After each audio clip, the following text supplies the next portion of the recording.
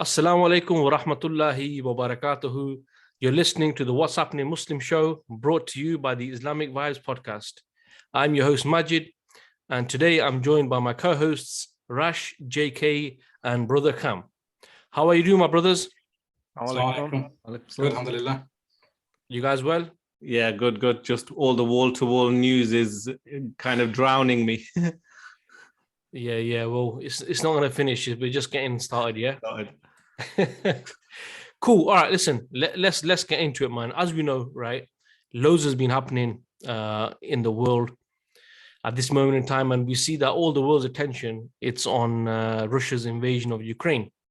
And as most of our listeners will know, you know, we recorded a podcast a few weeks ago, actually, and we had Cam on there as well, episode 39, in which we actually discussed the potential invasion of Ukraine. At the time, obviously, it hadn't happened. And I do recommend anyone who hasn't listened to that, go and check it out, because it will give you a good background to actually what's going on right now, definitely from the political angle. So in today's topic, I don't really want to go too much into what's happening in regards to the actual war, okay? Even though if anyone wants to speak about that, the political side, then yeah, that's definitely, you know, fine by me, no problem, right? But I wanted to concentrate on the reaction of millions of people out there regarding the sort of blatant racism, double standards, and some are calling hypocrisy, which has been broadcasted to the entire world, right? Everyone's seeing what's going on, right, in that respect. Whether it's like the blatant attack by journalists on Islam and Muslims, as, you know, calling them uncivilized, inferring to that, subhuman when it comes to, you know, blue-eyed and blonde-haired Europeans, or whether it's like racism towards, you know, anyone who isn't white, such as the thousands of colored people, Indians, Moroccans, Africans, that have actually been denied entry into Poland and are stranded on the border in freezing conditions without any food or water, and actually listening to them talk about the situation, you know, it's kind of heartbreaking, the situation they're in. And we even see, you know, that many point out the double standards when it comes to how the Russian state is being dealt with compared to, you know, other nations, such as, you know, the United States, Britain, and the usual culprit, the illegal state of the Zionists. And even people have mentioned, you know, how the UK government supports British citizens to go over to Ukraine and fight, whilst not affording the same luxury to those who went to help, you know, people in Syria, and that wasn't even for fighting. You know, whether, as we know, some people went for aid, and they even had their British citizenship revoked. So, brothers, the question I want to start the discussion off, right, and let's get straight to the point, yeah, is, and Rash, I'm going to throw this one at you, bro. Okay. As Muslims, or as a Muslim, are you surprised by this?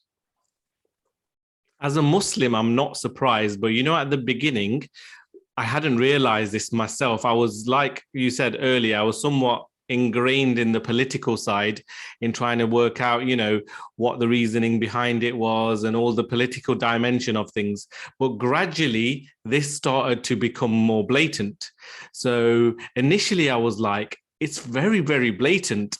You know, I'm surprised how blatant it is, but I'm not surprised that they hold those feelings within them against not just Muslims, people of color, people from Africa. So what I'm referring back to is what a lot of people must have seen on mainstream media as well as social media. And I'm talking about BBC, CBS, I'm talking about the Telegraph newspaper. So mainstream, well-known media stations, the type of language they're using and the type of reporting they're doing is they're like, they're shocked, because they're going, I'm shocked that I'm seeing people that look like me, people who have got white skin, people who look like us and live like us and have Netflix like us and have Instagram like us. How is it possible that they can be in war? They're civilized people.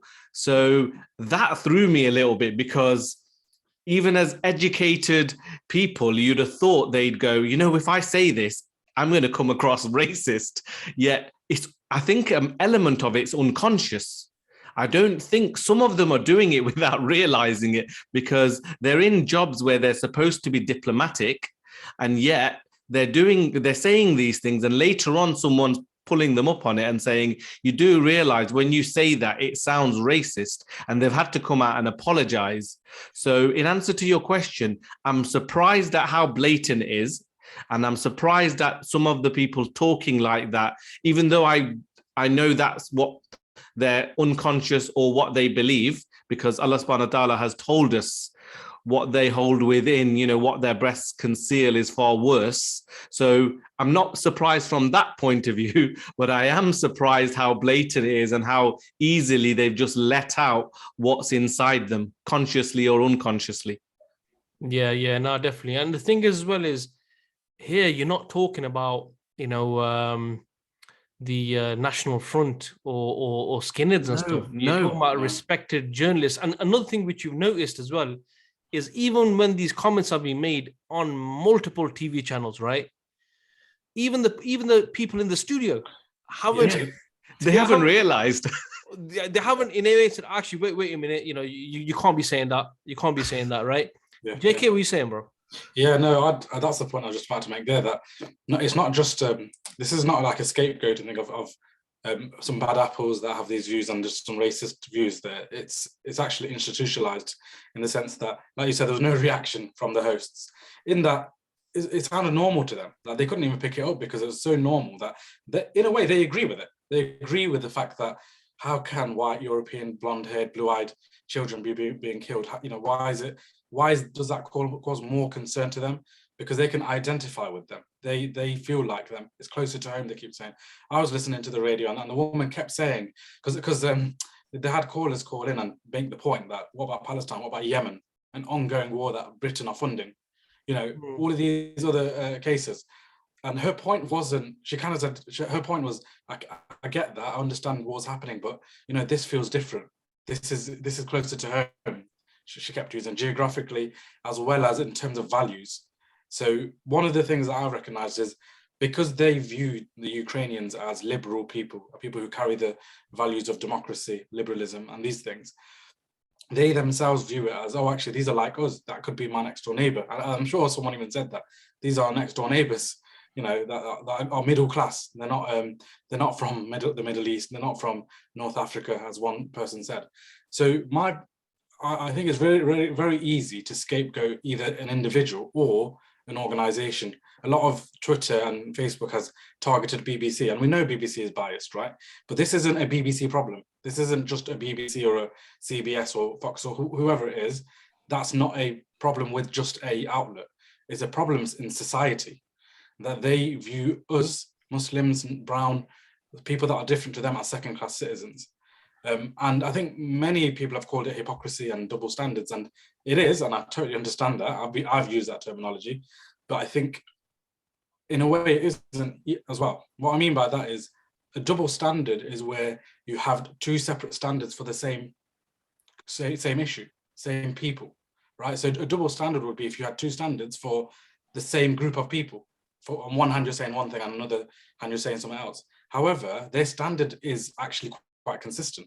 They have a standard for Muslims and people that die in Iraq, Afghanistan, and the wars and killing that they have caused physically. It's not that they just stood by. They caused it themselves. These governments invaded these lands, right? They have one reaction to this, and then they have a separate reaction to Europeans dying, right? So it's not a double standard. It's actually in harmony with the way they think. They view us as being unhuman. They've dehumanized Syrians, Afghanistani people, people from Syria. So actually, it's not a double standard. It's actually a standard that's consistent with what they've done in the past. Why is it that when bombs, a terrorist attack happened in France, when it happened in the UK, when it happened in Europe, their reaction was so much greater than when things like this happen on a daily basis in Iraq, in Afghanistan? It's because they themselves have this standard. So that was one thing I noticed. And look, I'm not knocking those who call it double standard. I get what they mean. But actually, if we look deeper into this is consistent. This isn't just a bad apple. This isn't just an organization doing this. This is society at large having this mindset. Yeah, no, definitely. And the thing is, you mentioned people saying like, this is close to home. Actually, Boris Johnson, when he was talking about this in the House of Commons quite early on, and he said he made reference to he said that this isn't a faraway war. This isn't a far, this is something which is on a in Europe. So to me what actually reminded me was a little bit I was saying by Sir Alex Ferguson. Now you might think, where the hell am I going with this? To me, what I thought was, you know what, when it's elsewhere, when the bombs are raining down somewhere else, it's cool. But when it comes closer to home, then you get squeaky bomb time, right? That's how I felt, because people are getting agitated, right? Yeah. Even though it's not literally on their doorstep, right? Yeah. But you see this. Can I just add one thing though? Do you know, just Go for it. to push back this argument, because I feel like we shouldn't let them use this as an excuse that, oh, it's closer, right? Tell them. Oh no, I'm not giving that argument any legitimacy. I know you're not, but I've spoken to colleagues about this, and they agree with me. They agree with what I'm saying, but they kind of still have this little excuse to say, yes, but it's a bit more real now. It's it's right there, right? But my comeback to that is what happened in Bosnia in 1995. These were white Europeans. This happened at your doorstep. Yeah. Right. So don't come at me and say that, oh, this is different now. When that was happening, how many people cared? Really good comparison. How many people were bothered about? Why didn't they care? Because there were Muslims that were butchered. 8,000 Muslims killed, many more thousands raped. We know about. We don't need to go into this. But my point is, don't come at me out with this argument that it's closer to home, because actually it's only, there's incidents that's happened very close to home, if you want to call it that, in Europe. But you weren't that bothered because actually these people didn't carry the same values as you. They weren't viewed in your eyes as, liberal democratic people. They were viewed as the other, as Muslims. And you allowed it to happen. And you actually instigated and allowed for, those criminals, the Serbs, to get away with it. So that argument doesn't work. It's not consistent with what you're saying. So yeah, that's just like a comeback to that one point they keep making about it's closer to home. Yeah. No, sure. Cam, what are you saying, bro? Yeah, I was just going to say, I've not got a lot more to add because the brothers have covered it quite extensively, this question. But I think I want to just quickly go back on Rash's point about, I think you mentioned where one of the anchors used the word civilized. So then, these lot are more civilized. And that term is quite important because they see us as uncivilized. And the reason, and again, another point Rash made was the unconscious and conscious side of things. It most likely is unconscious. He probably didn't realize what he said there, that he's now classing everyone else as uncivilized, like the Muslims. But the reason he has that unconscious bias towards Muslims is because both the industry he's working in, media, have pushed that narrative for his probably entire career, so that Muslims are another, different race of people, and they're all terrorists and they're just troublemakers when they come to your lands. All these things that they've been fed throughout their entire career, so they automatically don't realize that they hate Muslims as well. And secondly, this narrative has not just been pushed in media, but also been funded throughout the entire world. So if you ever look into the funding of US, where US dollars go in mostly is in radio stations like what they call free radio. So there's things called Free Radio Europe, Free Radio Russia, Free Radio Ukraine, all of these different free radios, and these are all funded by the West or by America. And in these radio stations, it is the narrative that the Muslims are the enemy and Muslims are subhuman and not civilized. So they've been fed this throughout. They've been, like they say the term, brainwashed over time to believe this. And I think that's what this unconscious. Most people probably have this unconscious bias, and until someone tells them, oh, by the way, that sounds a bit racist, they then think about it and think, oh, wait a minute, according to my values, yeah, that probably is racist. The normal okay person, obviously the capitalists don't care that they're being, but they're like, yeah, I hate Muslims. Like they know their culture so well that they know their culture is racist. So the extreme capitalists, like the people like George Soros and all these other elite capitalists, they know their culture is racist, whereas the normal person thinks they take on the values that the West are saying to them, like the freedoms and the equality, and at their sort of maybe at their definition level, Yeah. and then they realize, oh damn, yeah, I am going against the definition if I say that. So Well, I And think they that's regret the it. point I want to They quickly regret make, it as well. I think when someone presents to them that you're being racist, these are people who innately or believe that they're not racist, and all of a sudden they're like, oh damn, I've said something which is racist and I didn't realize it. That's what I meant, that you are seeing this unconscious bias against Muslims that people probably didn't even realize they had. Yeah, and I think we need that to anchor, didn't he? That anchor, he himself said, I need to be careful what I say, because he recognized, he subtly recognized, oh, I'm saying something here that's borderline. Yeah. And I think he's apologized since. And I think what Yeah. Rash and what you're saying, it's a construct of society. So even though it's unconscious, and they may not think of themselves as being racist, it's society that has been driven to think like this. So even if they don't expose, like, it comes out in certain scenarios, right? They're probably daily basis, they're not racist people in that sense, but they have these deep feelings because of what you said, the media, the way society has been constructed, the way Muslims and the non-white person has been dehumanized. It's created that within their mindset. And I just want to quickly add is that just advice for Muslims on this topic is that if they are talking to non-Muslims with these sort of views, which, you know, this unconscious bias, we shouldn't naturally think that they are racist and they're against Muslims. We should give them the benefit of the doubt that, look, they've just been fed media, this sort of media throughout their entire life. They may be good people, they may be people that can change, they may become people that can become Muslim one day. So we can't naturally create that barrier and say, oh, they're all like this, everyone's racist, it's us against them, because there'll never be any sort of dialogue otherwise. And that's why there's been studies done on things like unconscious bias, and that's the reason for raising it, is because it's not always necessarily a bad thing, because it's to do with, like you said, the social construct. You know, even in Islam, we teach people the brotherhood of Islam. Yeah, so the you know, after a while, you do feel you feel more love for your Muslim brother than you do for someone who isn't Muslim.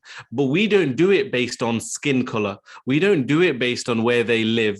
We don't do it from, you know, where they are. We do it on the basis of, we can prove a creator.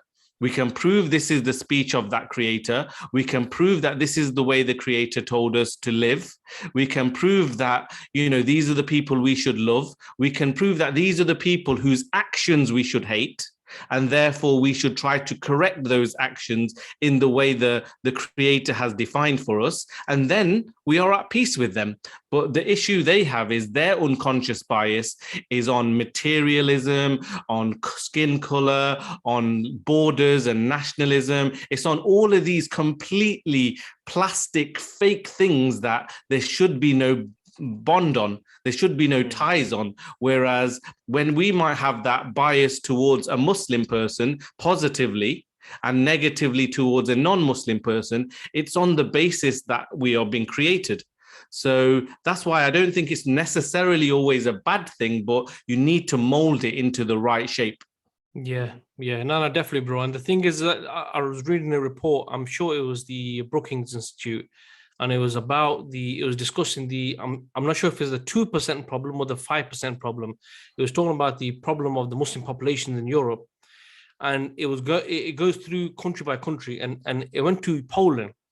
And it talked about how a lot of the far right or the political parties that come in power, they have all used, and like all the other neighboring countries, the anti-Muslim vibe, right? Even though if you look at actually the percentage of Muslims in those countries, it's absolutely minuscule. So what you're seeing now, because of all this propaganda and the, you know, misinformation that's being fed to people, when it comes to a situation like this now, where, you know, people are openly welcoming, for example, Ukrainian people, but when you see a woman with a child, with an elderly, hundreds of people trying to get in, you know, dirty clothes, haven't eaten for ages, right? And it's freezing. You don't let them in because of these, you know, because of this bias you have, right? And it's almost like humanity goes out the door, because even on a human level, right, you would think that these are people, human beings that are in need. If you saw an animal in the same situation, you saw a dog, you know, sometimes you see these like videos where, they found a dog in a warehouse or something, and he's been there for ages, and and you even feel like an emotion towards a dog, like, oh bloody hell, look how bad the situation was, right? And the way they look after him, and then give him to a new family and stuff, and that's an animal. And here you're talking about human beings, right? But in regards to people talking about the disparity, people talking about the double standards, the hypocrisy, right? That's clear. I think that's something which it's, just say Sky, for example. Sky News are running this thing where they've got this guy and they're speaking about, he's talking about he's going to Ukraine, and they even showing him getting the, the clothes and stuff. And the funny thing is he looks mixed race. And I was thinking, I hope you don't bump into the Azov battalion of Ukraine, because they're a far-right battalion of Ukraine, right? Actually, a far-right battalion, try to digest this, a far-right battalion of the Ukrainian army, okay? Or whether it's to do with like Switzerland's always neutral, right? Now it has a stance against Russia. You had didn't even know they had an army. No, it's more of a stance of like, I think it was to do with the airspace and stuff. Then you had, for example, Putin being stripped of his honorary Taekwondo black belt, right? FIFA banning the Russian teams, Ofcom investigating RT. You got all these things, right? What people are saying is, look, this is hypocrisy, double standards. But what I want to talk about, brothers, is it's clear now, it's not hidden. We see from normal folk the attitude against Muslims and also people of color, but certainly Muslims, and especially when they talk about civilized, that's not talking about color, that's talking about civilization, that's talking about Islam. So as Muslims, and especially in Europe, I'm talking about Muslims in Europe who reside there, for example, like us, right? What is the issue, the situation now? Where does this leave us? Because you have people, my local mosque, the imam has a habit of, praying for Britain after, the salahs and stuff like that, the prosperity of Britain and so on, right? You have all, Muslims feeling like they need to politically participate in the system, better the society, better the country, and feel like they're part and parcel of this society and of Europe, right? Yeah. We've just seen how the Europeans feel. Where does that leave us? What are you saying, JK? Yeah, this is something that I was speaking to some brothers about, that hopefully now this opens the eyes of, there's been many incidents, but this incident in itself, what it's revealed and exposed of the way they view a white Ukrainian versus a Muslim, and this whole point about civilized versus non-civilized. Hopefully all of this hypocrisy and double standards, whatever you want to call it, it should open our eyes to the fact that they are the ones that have been telling Muslims to integrate, to assimilate. Don't worry about what's happening in the Muslim world. Don't worry about some people that are all the way in Palestine and Iraq and Afghanistan and Syria. Don't worry about them. Just worry about your local problems here. Worry about your job, worry about the economy, worry about the policies. You can even worry about some Islamic aspects, the mosque, how it's run, and whether you can SRE in schools and elements of Islam you can think about, but think of it in your locality. Even that your identity primarily, and the primary British identity is you're British. Exactly. This is your primary identity. You're a British Muslim, right? You can be Muslim in that you can pray, you can do these things and be Muslim, but you're British, right? You identify as part of Britain, and like you said, you're looking at yourself in this society as a permanent fixture. They've been pushing this message as part of their campaign to really get Muslims to identify as being British first, like you said, and integrate. They want Muslims to integrate. This is a problem that they've seen, that Muslims aren't integrating, they're not assimilating as other communities have. Hence why a lot of the programs under Prevent have been about assimilation of Muslims, from the youth to the elderly, everyone in society. How can they assimilate? So they've been pushing this message, not just through politicians, but imams. They've got people in mosques pushing this message. I'm not going to name names, but there's a prominent person that we know in the Midlands who said that, the UK flag needs to be part of your iman. They're really pushing this message, and they've been doing it for a while.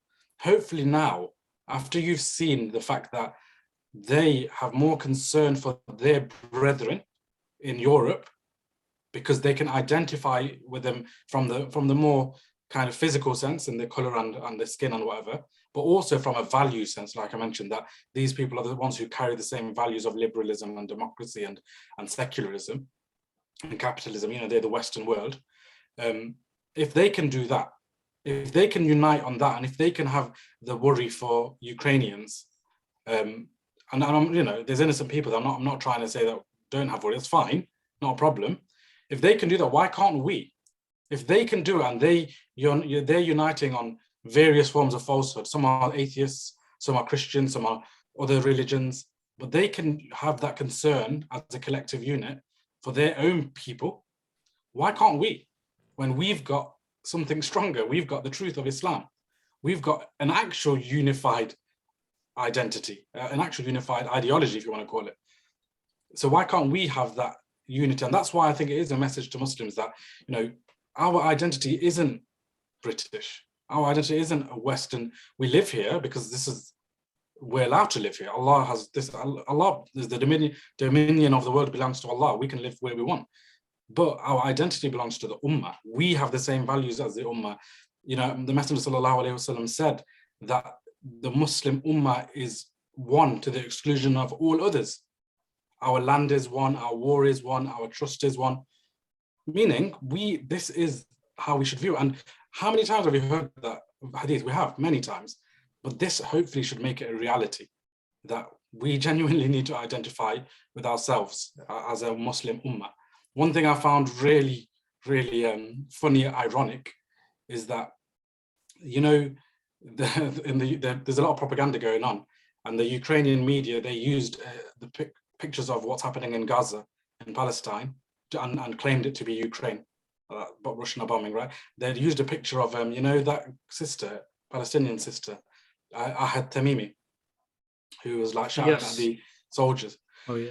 They claimed she was a Ukrainian girl shouting at a Russian soldier, right? But now it's been revealed as, no, this is Palestinian. But the point I'm trying to make is, the reaction to that was... Bro, that person, whoever it was, needs to be sacked, because that's pathetic. I don't know who did it, but they've done it. Yeah.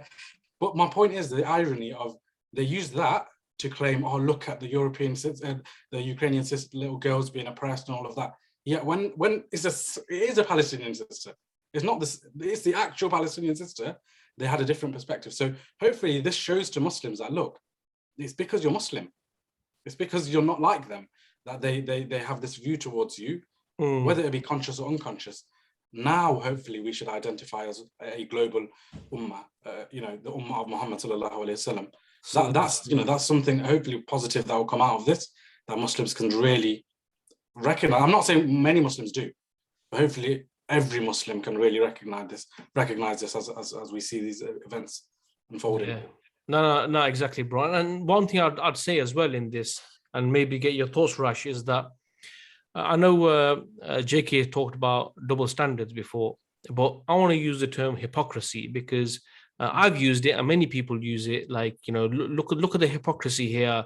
They're letting in the Ukrainians, but not these people. Or hypocrisy that, you know, they are encouraging people to go fight in Ukraine, but when it comes down to the Muslim lands, there's a big problem, right? There's hypocrisy that, look how the world is now against Russia, but where was this world when Russia was massacring Muslims in Syria and flattening towns, right? But the thing is, now, having thought about it, actually, there is hypocrisy, but not in the way that it would seem. And let me explain that. So as Muslims, we may say, look, that's hypocrisy because look how they behave in this situation. Look how they behave with Muslims. What I would say is, yes, it's hypocrisy to a certain degree, if you're going to say that, according to their own beliefs. So, for example, they may believe in the freedoms, but then they act in an opposite manner. So you could argue that's hypocrisy. However, from a Muslim point of view, Raj, what I would say is that hypocrisy would be where you expect something and you get something else. You expect good and you get bad. Okay?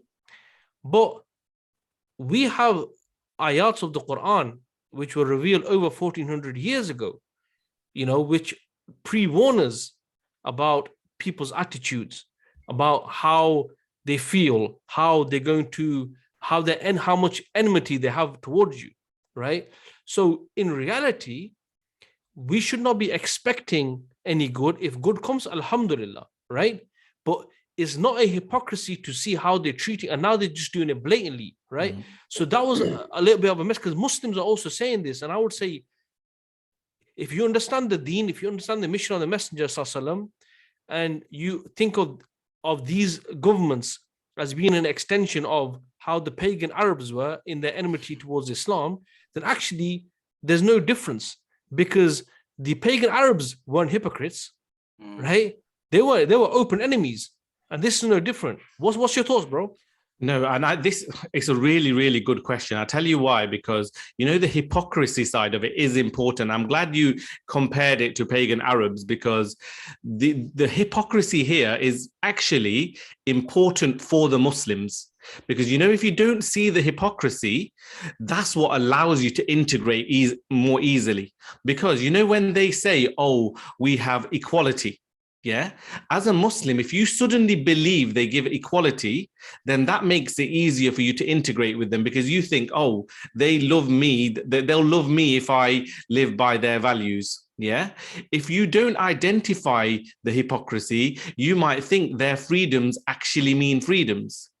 The stuff that's happened now should be awakening to the Muslims that, wait there a minute, it is a hypocrisy in terms of the values they promote. What JK was saying earlier about double standards, that's a sick point, because yes, they do have a different standard for the white Europeans and others, but actually it still is a hypocrisy, because they promote the idea of equality. Then to treat some people second class and some people first class, that's not equality. They promote freedom of religion. But yet, when Muslims want to create a Muslim state, and that's not allowed, Jews wanting to create their state, oh yeah, we'll support that because it serves our objectives in the Middle East with the illegal state of Israel. But, you know, all of these things, they're hypocritical. Yeah. So from an integration point of view, that's very important, because if you as a Muslim, or we as Muslims, recognize that that's hypocritical, that's what will make us realize their values are completely bankrupt. Think about it. Their values are intellectually bankrupt. I'll explain why quickly. They're basically openly in their media preferring people with white skin over brown skin. How shallow do you need to be in the 21st century to think that the color of someone's skin makes you better or worse? 1400 years ago, we got rid of that. 1400 years ago, Islam got rid of the fact that color of your skin doesn't differentiate you. And yet 1400 years later plus, where these lot are still differentiating by color, that's shallow and that's intellectually bankrupt from their point of view. So the hypocrisy is blatant. And so in terms of that question, I think Muslims need to reflect on that. And that will awaken them to the fact that, wait there, they don't really want us to integrate. What they want us to do is leave Islam and be like them. And you know what? Even then, because we can't paint our faces white, we will still not be accepted. Yeah. Yeah. No, I was gonna add that, because, you know, there's people that are being you know, denied entry into Poland and stuff, and they're not Muslims. Just because they're brown. Just because they're brown. So you know what? It's really, really good points that are being made, and it should be a wake-up call to Muslims. And like JK said as well, you know, that we have to understand, you know, that we are one ummah, and let's not divide ourselves along geographical lines. Okay, let's just see that we're one ummah. We just happen to be in different places on this earth, but our loyalty, our allegiance should be with the ummah. And the day when we move away from that, okay, it won't be good for us, because it means that, like you said, Rash, either you have to leave your deen, and even then, right, you would probably be, you know, for I might get in trouble for this, but you know how in you seen that film Django? Yeah. I've heard of it. I haven't seen it. You had the house Negroes. Yes. Right. where, they were different to the ones on the plantations, right? But they lived in the house and all that, but they were still Negroes, but they're house Negroes, right? Okay. And that's what you'd become as Muslims. Really, it's no different to the colonial imperial times where, maybe in the future they'll invent, like they get skin lightening cream in India that they really push. Maybe in the future there'll be something that, can change your skin complexion completely. Yeah, well, that's not that's not going to happen, right? But it's something which I think is really important because there are, like JK said, there's big push on integrating us, and when you look at stuff like the Trojan podcast, right? You look at Prevent. There was a time when normal Muslims, they felt like, yeah, you know what? If there's any problems with the authorities and stuff, right, with Muslims here, it's those fundamentalists.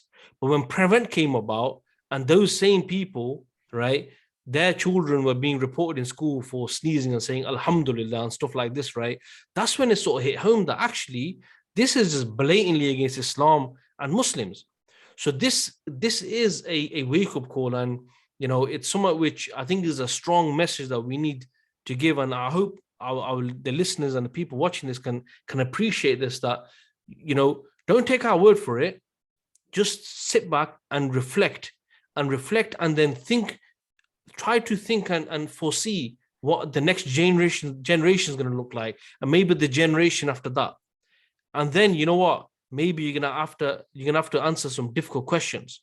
But there's one other thing which I want to mention, bro, before we sort of close the podcast, is that some people have been mentioning the reaction that we see to the Ukraine issue, whether it's call to arms, whether it's sending missiles, or whether it's people, and they've actually compared it to the response we see amongst Muslims, certainly in the West, when we're talking about conflicts in the Muslim world, where mainly it goes down the charity route. And and there are some Muslims asking, well, look, how is it that they didn't just say, actually, let's get a charity hotline open for the people of Ukraine, right? It never happened. It was, it was all hand to arms, and even the citizens were given their weapons, and you had old grannies making Molotov cocktails, right? And it's crazy. It's honestly it's like one of these PlayStation games, right? What's going down? Imagine how they'd report on that if it was Muslims making Molotov cocktails, man. Well, they have, haven't they? I remember once when the Israeli minister or someone in the UN, he picked up a rock and he said, look, this is what they throw at us, right? And here talking about Molotov cocktails, obviously it's a lot more deadly. But my point is, have you guys got any thoughts on that, where as Muslims we seem to be engrossed in activities such as maybe petitioning, or maybe like charity is a big one. Charity is a big one. And coming up to Ramadan, it's gonna blow up, right? However, we've not seen the Ukrainians go down that route. I know there's geopolitical dimensions to this, right? But I don't know if you guys have any thoughts on that. Well, it totally exposes this view of many scholars, imams, others have. One sec, JK. Let Rash speak, because you sound like a Dalek, bro. Yeah, your audio is really bad. Your audio has gone really bad for some reason. Yeah, so I approach this from two directions. Let me just give 2 points of view. From the one side, in terms of Muslims shouldn't immediately refer back to charity as a means of solving the problems that other Muslims around the world are seeing, are experiencing. So what we by default do, as soon as something happens, our first port of call is, let's start a charity run, or let's start a petition, or these kind of non-political actions. So first and foremost, we shouldn't do that, because the primary is to solve these problems politically, exactly as they're doing with Ukraine. If you solve these, I'm not even saying a call to arms. I'm not talking about military action. Look at what some of the countries are doing against Russia, putting sanctions on them, crippling them, or trying to cripple them economically, trying to even the sports things. They might sound trivial, but that affects public opinion. You know, when they ban your country from the World Cup, it sounds so trivial, but the people on the ground have associated, you know, things like the World Cup are important to them. As soon as they're kicked out of the World Cup, the public opinion goes against the actions of the government. So all of these type of things are political actions. Muslims should seek political solutions to their political problems. But what we do is we revert back to, you know, petitioning, lobbying, charity. And like you said, charity in particular. However, the flip side of that is I understand why some Muslims do it, and many Muslims do it, is because they've been beaten and bruised so badly, and there's no authority there that they can go to say, look, solve our problems politically for us. So they've almost brought it upon themselves to do the little they can do.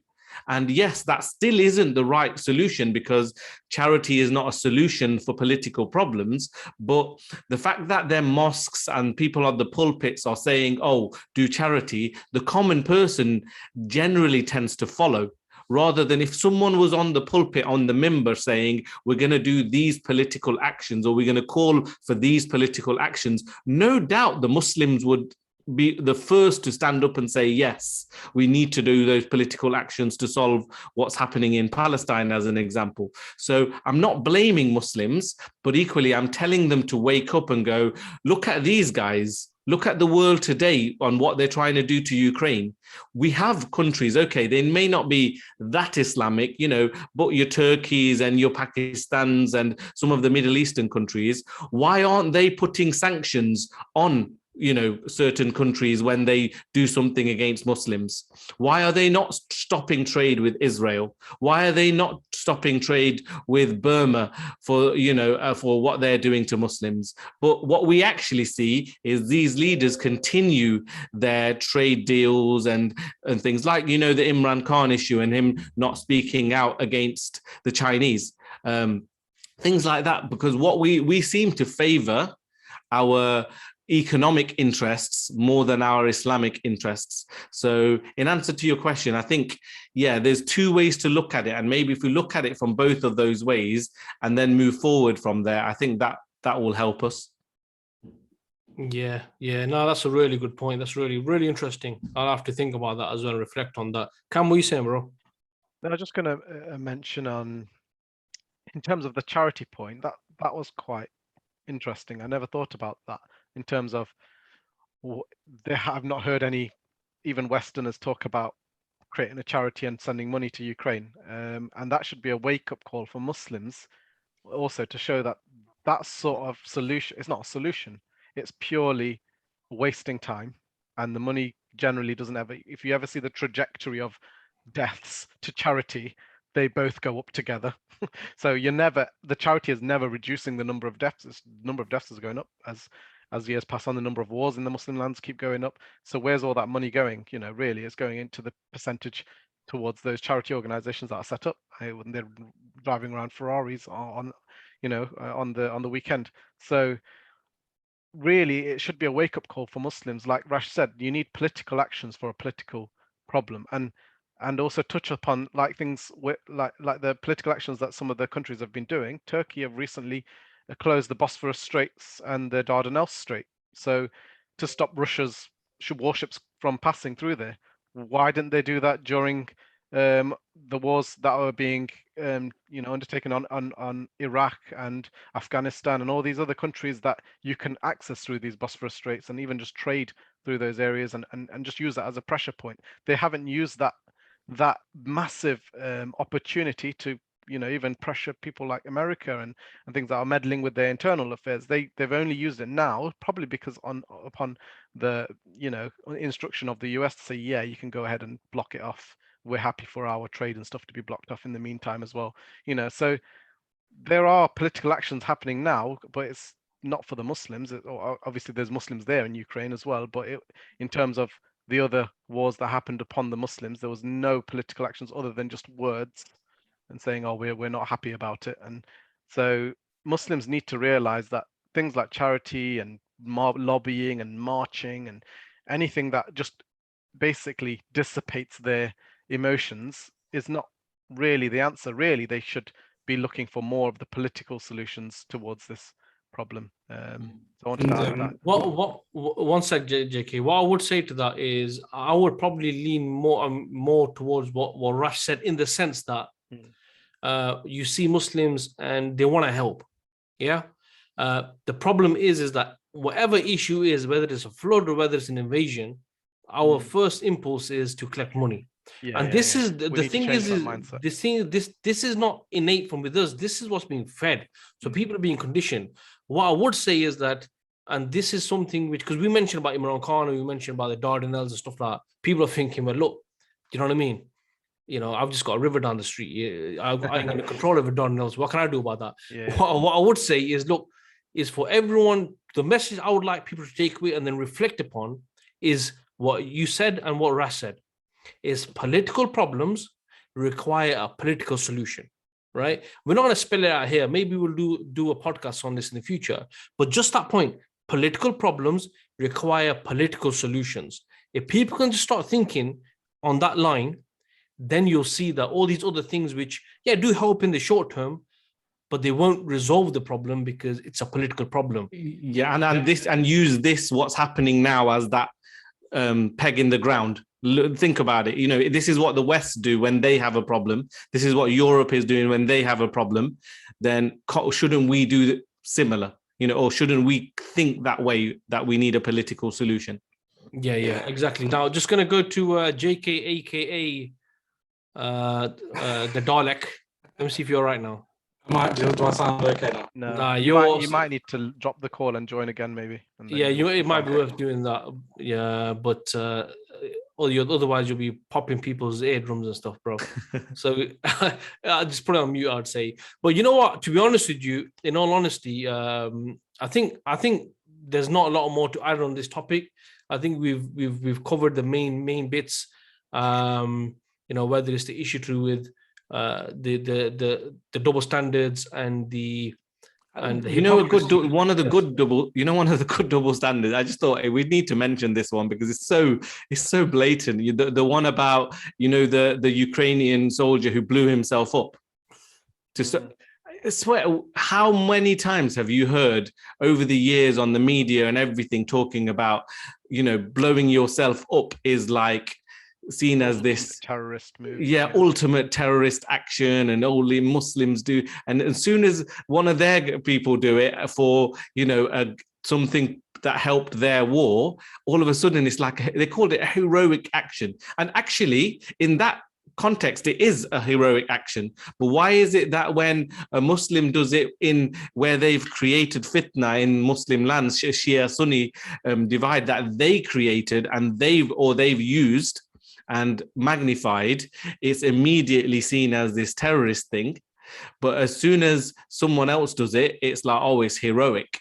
So I found that, you know, just the language used more than anything else. What I would say to that is that a better comparison would be with Palestine, in the sense like when people are doing these actions because they're fighting a greater force, and all they have is their bodies to sacrifice, right? However, even if you don't call him a terrorist, they never call this guy a suicide bomber, technically, which is what he was. He committed suicide on a bomb, right?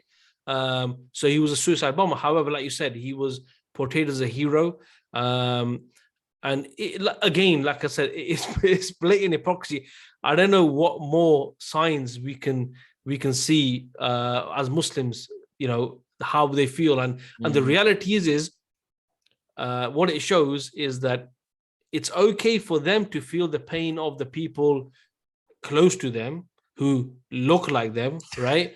However, as Muslims, right, we shouldn't have that same care for Afghanistan or Syria or Palestine or Burma or North Africa. We're not allowed to feel love for our brothers over there suffering all the time, but they're okay to do that for their European brethren. Right. And what we're told is, yo, listen, deal with your local issues. I remember once there was a guy, I'm not gonna mention his name, right? But this guy, this was the height of the Iraq war, right? This guy had I won't say courage, but he had he was shameless enough to say that, listen, don't worry about what's happening in Iraq, right? Worry about whether you got enough beds in your local hospital.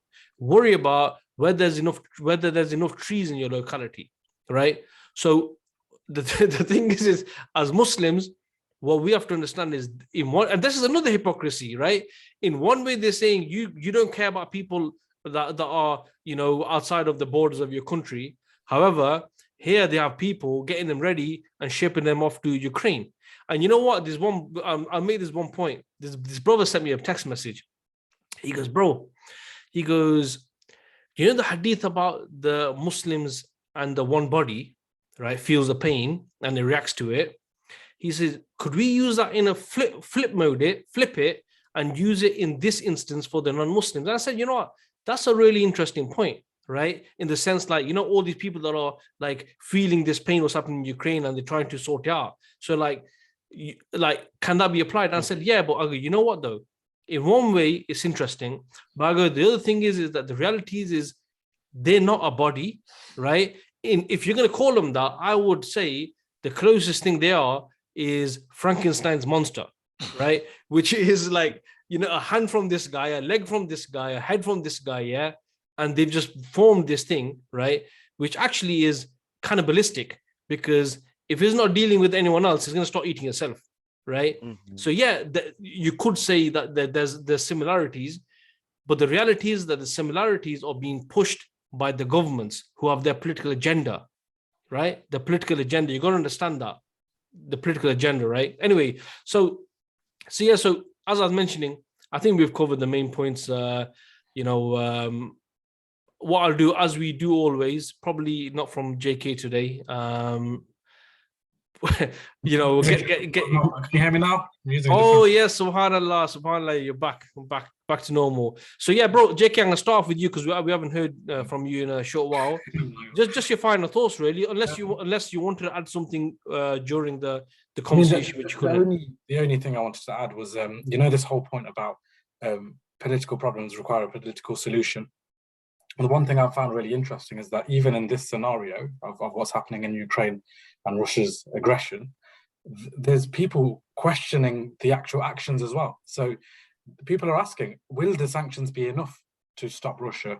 Do they need to do more? Is it enough for Western governments just to provide the military arms, or actually do Western armies need to come in? And linking to your point you just made there about one body, you know what? They're not one body, because they've left Ukraine to die by itself, to be frank. Yes, there may be some concern and sympathy, and that's about it, right? They are not willing to do enough to really push Russia out. They don't want to send ground troops.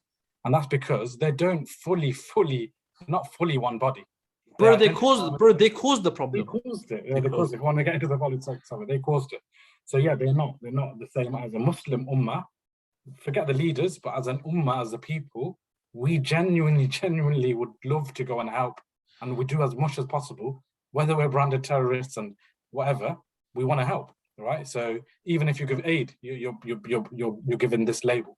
So no, my final points really is that this scenario that's happened, this incident that's happened, it allows the Muslims to reflect on how we have been, how they view us.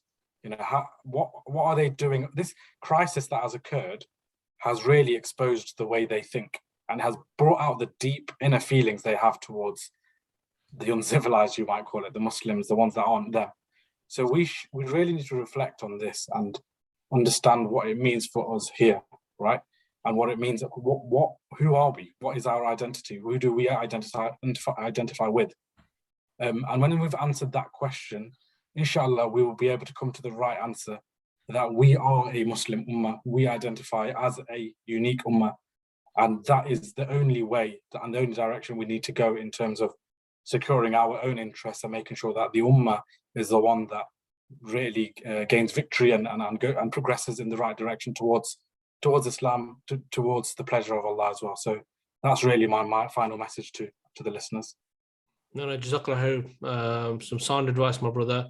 Rash, any final thoughts, bro? Yeah, I'm not going to repeat anything that JK says. So a couple of things for me is that, firstly, this whole ordeal that's been going on recently, Ukraine, Russia, one thing it definitely highlights to me is the power of the media and Muslims need to be aware of this. So look at how the media has been able to completely alienate Russia in the process. Yes, we talked about it, and we won't go into the geopolitical side, but if anybody does any degree of proper studying, they will recognize that Russia really didn't have much of a choice but to do this because of the situation the Western countries and the Western nations with America at its lead did in Ukraine and facilitated. But what has the media been able to do? The media has been able to completely into it. This is why, when people say the TV is like something very dangerous, and now we got our phones and stuff like that, the propaganda can get right down to the every single individual. That propaganda machine is in full force to show that, look, you need to be against the invasion, you need to be against Russia, you need to be pro-West because Russia gonna take Ukraine, then they're gonna come and bomb you. We were getting, this has never happened. I got a letter from my daughter's college saying, these are the things, we know that people might be worried about war, and we know people have got these concerns, and, we're going to have issues, come and see the school social worker. I was like, wait, you've got Muslim children in your school who have been dealing with this for years and years and years. You didn't say jack. All of a sudden this is happening, and you're sending out emails telling us to show extra concern and stuff. And again, don't get me wrong, we should be concerned because we're concerned about everyone, every innocent person who is having to deal with war. But what we have to expose is the media is pushing a one-way narrative, and it's succeeding. It's completely succeeding in alienating one side and showing the other side as the good guys. It's showing America and the West as the good guys, and it's showing Russia as the bad guys. Actually, they're both in it for sinister reasons. They're both trying to achieve their own objectives. In fact, the one that is the aggressor is not being shown as the aggressor just because the other one is the one throwing in the bombs. The aggressor doesn't need to be the aggressing militarily. It's the way America has played this game and steered the media and the Western nations themselves. It just shows the pure power of the media, and that's something every single person should do an extra concerted effort of reading both narratives, both sides, and then coming to their own conclusions. Don't look at the media and just take it for granted. Yeah, no, Jazakallah khair, bro. Brother Cam, is there anything you want to add, bro, before we end? Not too much, just to remind Muslims that both sides of the coin here are white-skinned, blue eyes, blonde hair. So this is ideological war. This isn't a racist war. This is ideological. So we need to remember that it could have well been the other way around. America and the West will support whichever side ideologically is suitable. So we need to remember that as well. And I thought maybe for further reading, and JK mentioned as well about a bit of the political side, is that obviously it was started by America. I wanted to quickly mention that there was a Budapest memorandum. And what this is about is Ukraine were actually the third largest nuclear power in 1990s after the Soviet Union collapsed. They were the third largest nuclear power because Russia's nuclear arsenal was in Ukraine at the time when they had the secession. And UK, US, and Russia agreed to denuclearize them, or basically de-arm them. In response, they basically will get protection from UK, US, and Russia if anyone were to attack them. And this shows that it may be a lesson to Muslims, is that you don't ever trust, obviously, the kuffar. They will never come to your aid when and look, they don't even come to their aid of people that are like them, let alone Muslims. So yeah, that's just I thought I'd throw in a bit of a political angle and something for further reading to show people that this was purely Ukraine being used by the West, and they're still being used. Sanctions are just a way of saving face. And we saw that they did the biggest ever sanctions that they've ever done to Russia in 2018 during the Crimea War, and Russia came out of it still with normal economy, nothing. There was never any talk of the economy being hit. Again, sanctions, and nothing's going to happen. It's purely just to say, yeah, we're okay with you. Go ahead, Russia. We like you doing this. You've just fell right into our trap. You're now going to be hated by the rest of the world. You're never going to get your trade deals through now. You had basically they've just forced the hand, and it was a masterstroke by the US, to be honest, from my perspective. No, Jazakallah, bro. I'm not going to add anything because you guys have covered it all. The only thing I would say is that in regards to, I know we didn't cover the sort of geopolitical side of it in this podcast. We did in episode 39, but Kam's left us with a teaser there. And inshallah ta'ala, maybe, in a couple of weeks when we do another episode, things will have moved on and we'll have a clearer picture of where we are and we can cover it because, as the messenger, Muhammad sallallahu alaihi wasallam, he said that the believer is not stung from the same hole twice. And, just don't think just because this is, yeah, exactly. Because there's a lot of lessons Muslims can learn from it. I'll tell you one lesson that Muslims can learn from it is the fact that Muslims are cheering on Russia. Now, I know why that's happening, because they don't like America, right? They don't like the West. Understandable, right?